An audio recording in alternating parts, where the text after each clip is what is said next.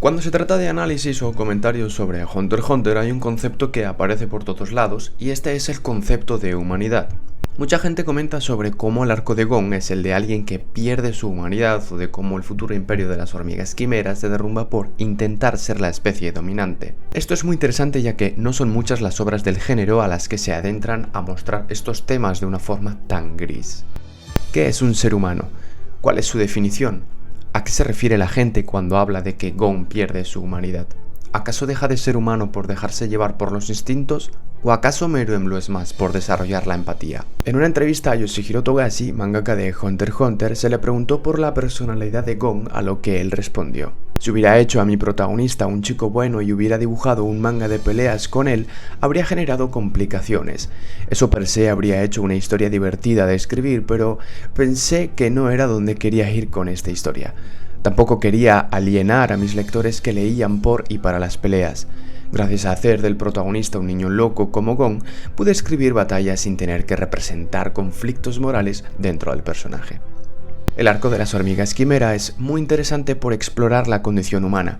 Muchas veces damos por sentado el concepto de ser humano como algo fácil de definir y entender, pues nosotros somos humanos, rodeados de otros humanos, y posiblemente moriremos siendo humanos, a no ser que la tecnología avance lo suficiente y acabemos creando un trastorno llamado el humano de Teseo. En ese caso seguramente te preguntarás, ¿qué rayos es un humano? ¿Cómo lo defines?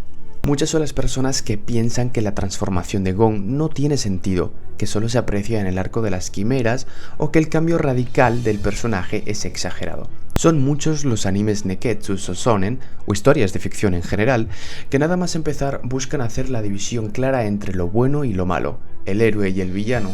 Bueno, incluso nosotros lo hacemos con la realidad misma. Describimos a otras personas o situaciones otorgándoles adjetivos categóricos y parecemos querer decir que son inamovibles. Pero en el fondo todos sabemos que esto no es posible. El solo hecho de ser, de existir, de ser arrojado al mundo, hace que la posibilidad de un cambio en nuestras acciones y forma de pensar sea posible. No sencillo, pero no completamente imposible. En Hunter x Hunter, a pesar de que dicha división es ciertamente visible en ocasiones, nunca es tratada como una batalla entre buenos y malos, sino como un conflicto de intereses.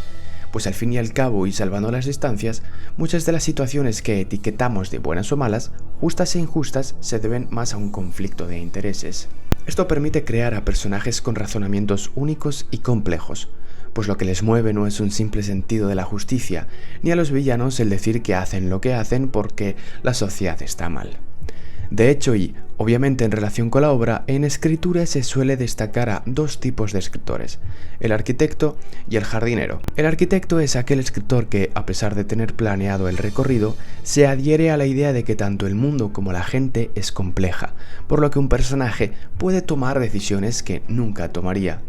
Pues si bien los personajes y su forma de pensar están claramente definidas, no son pocas las ocasiones donde el contexto les hace tomar decisiones o mantener conversaciones que no esperarías de estos. A la hora de hablar de un personaje, creo que esto es extremadamente relevante, pues si bien hablamos de un mundo de ficción controlado, el que un personaje sea impredecible siempre lo vuelve más entretenido e interesante. En el episodio 2 del anime, Gon, Kurapika y Leorio se enfrentan a la prueba de la pregunta, donde una señora, en base a la respuesta que estos den, decide si dejarlos seguir con el examen o no. La pregunta es la siguiente: un villano ha raptado a tu madre y a tu amante, ¿a quién salvas? La prueba es más interesante de lo que pueda parecer, pues al final se nos revela que no existe ni nunca existió una respuesta correcta. La pregunta explora lo moral de la persona y por consiguiente la ética que hay detrás de la respuesta. No solo eso, sino que deja de manifiesto, de antesala, la realidad compleja del mundo que se nos está por presentar. Vemos al protagonista y a los otros aspirantes pensar seriamente la pregunta, contrastando con el participante anterior que, argumentando el salvar a la madre por los lazos familiares, es descalificado por no comprender la gracia de aquella pregunta y pareciendo que buscara la respuesta correcta. Gon, al contrario que los demás, está todo el rato pensando su respuesta incluso tras superar la prueba, sin decir absolutamente nada.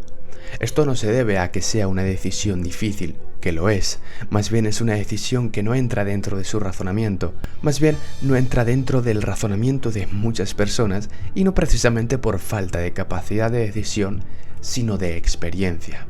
Al inicio de la obra tan solo estamos conociendo al personaje, no sabemos con certeza que aquellos instintos, entre comillas, animales que muestra en los primeros episodios no son simples características y habilidades del personaje.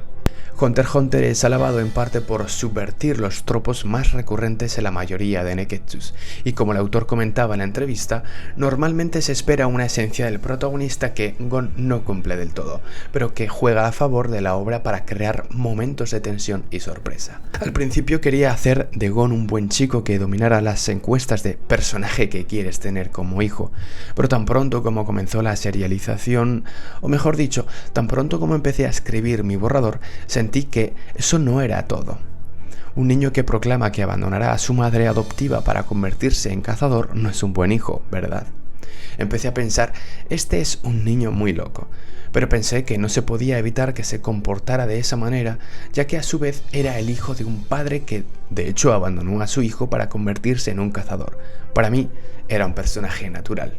La frase anteriormente citada del filósofo francés nos viene a decir que buscar definir a una persona o a nuestro ser es algo inútil. Cuando creamos un objeto, antes de que éste siquiera exista, ya le atribuimos una esencia.